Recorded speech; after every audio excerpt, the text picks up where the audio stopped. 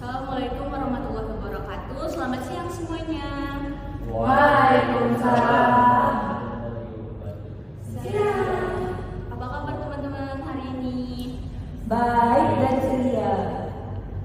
Jadi di sini kita akan melakukan bimbingan konseling kelompok, di mana alangkah baiknya kita berdoa terlebih dahulu menurut agama masing-masing. Berdoa dimulai.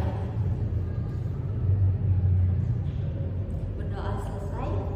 Nah, di sini saya akan menjelaskan pengertian dari BKP terlebih dahulu, yaitu BKP adalah salah satu bentuk layanan yang membahas masalah umum di kelompok yang memanfaatkan dinamika kelompok. Nah, adapun tujuan dari BKP ini, yang pertama itu supaya anggota kelompok ini dapat berani memberikan pendapat. Yang kedua, dapat mempererat hubungan antar kelompok. Nah, di sini saya akan membawakan topik mengenai masa tanggap darurat. Menurut teman-teman nih, mengapa penting topik ini kita bahas? Ya, Mari. Kalau menurutku kenapa penting dibahas?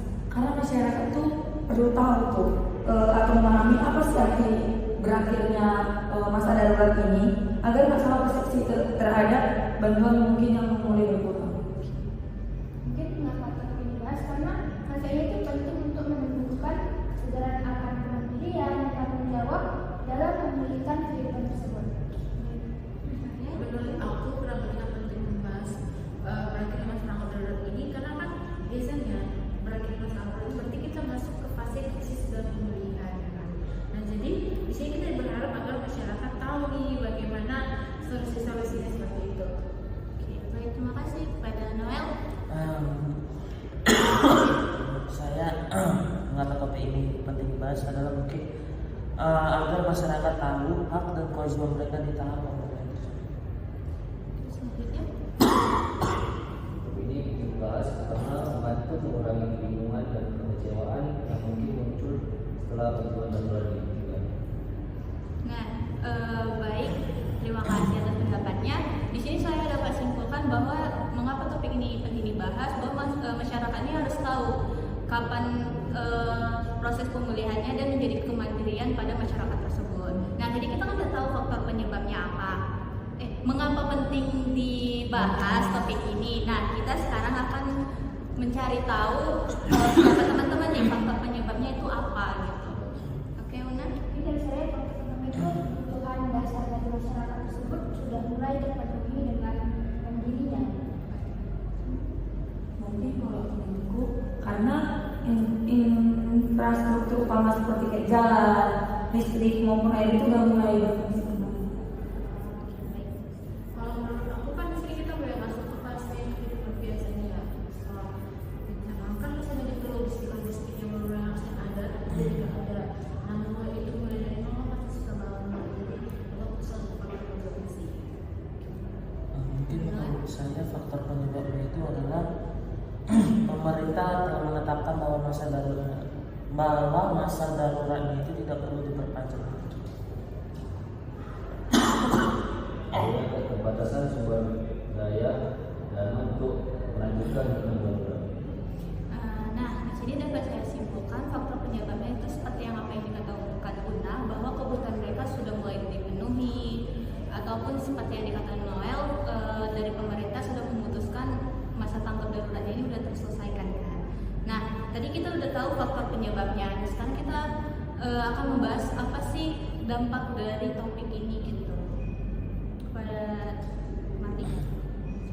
Mungkin kalau menurut saya dampak itu munculnya rasa khawatir dari masyarakat karena harus kembali lagi itu dalam menghadapi kehidupan sehari-hari.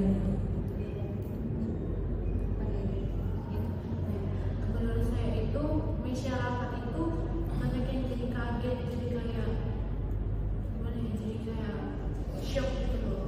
Mentalnya banyak yang siap karena kan sama ini kan mungkin mereka dibantu sama relawan dan pemerintah gitu. Sekarang udah seperti yang kata Madila lagi harus balik lagi mandiri, cari pulang sendiri.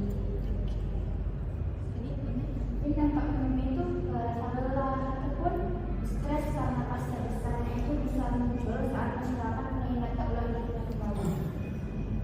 Mungkin kalau dampaknya menurut saya itu adalah warga merasa kehilangan perhatian dari pihak luar.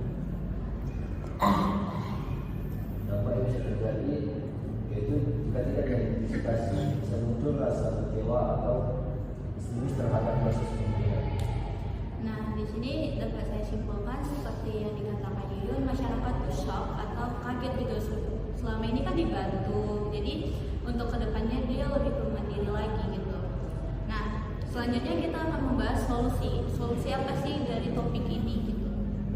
Mungkin dari saya itu solusi itu melibatkan masyarakat dalam kegiatan gotong royong untuk membangun lingkungan yang secara positif.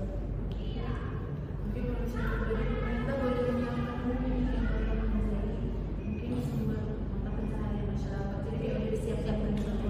Jadi kayak masyarakat nggak perlu. Kok mungkin relawan itu bisa tetap hadir gitu untuk melakukan kayak memberikan pendampingan moral sama masyarakat. Mungkin solusi dari saya adalah libatkan masyarakat dalam kegiatan gotong royong untuk membangun lingkungan. Terima kasih. Baik. Salah satu solusi yang bisa diberikan tingkatkan rasa optimisme dan kebersamaan atas semangat boleh berjuang. Nah, jadi di sini dapat saya simpulkan solusi dari teman-teman nih, yaitu dengan meningkatkan kebersamaan seperti gotong royong ataupun juga dengan pemerintah menyiapkan seperti mata pencarian dari masyarakat tersebut supaya untuk kedepannya lebih baik lagi. Nah, kita kan sudah tahu solusinya nih. Kira-kira komitmen teman-teman apa sih mengenai topik ini gitu? Nah, Mungkin dari saya itu saya akan menjaga semangat untuk meskipun bantuan yang diberikan itu tidak sebanyak sebelumnya. terima kasih. Menurut aku akan yang tidak bergantung pada bantuan. Ya, Mardi. Mungkin kalau aku solusinya itu komitmenku itu untuk kayak janji untuk tetap saling membantu sesama warga biar karena kan dalam keadaan yang terkejut kan udah masalah lebaran udah selesai, jadi mungkin saling membantu. Mungkin komitmen saya itu adalah untuk menerima perubahan dengan lapang dada setelah masa darurat itu berakhir. Terima kasih.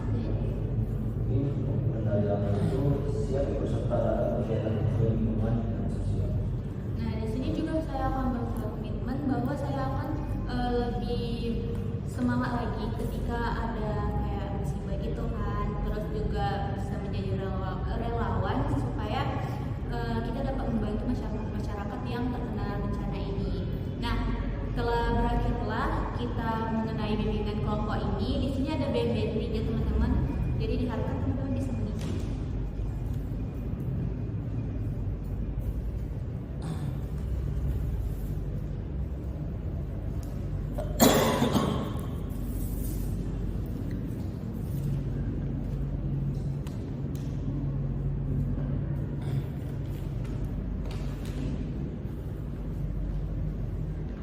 Nah, sudah berakhir bimbingan kelompok kita. Langkah baiknya kita ini berdoa dulu sebelum mengakhiri kegiatan kita. Berdoa menurut agama masing-masing. Berdoa dimulai. Berdoa selesai. Baik, terima kasih teman-teman.